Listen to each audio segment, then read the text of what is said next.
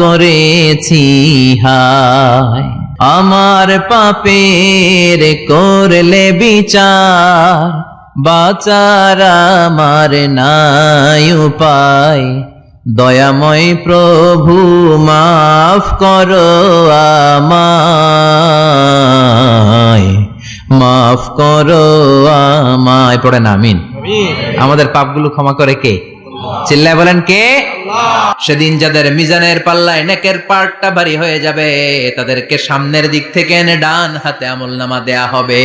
আল্লাহ, সেই কঠিন দিনে আমাদের বাঁচানোর কেউ নাই, তুমি আমাদের সবাইরে ডান হাতে আমলনামা দিয়ে দিও, আমাদের হিসাবটারে তুমি সহজ করে দিও। পড়ে না আমিন।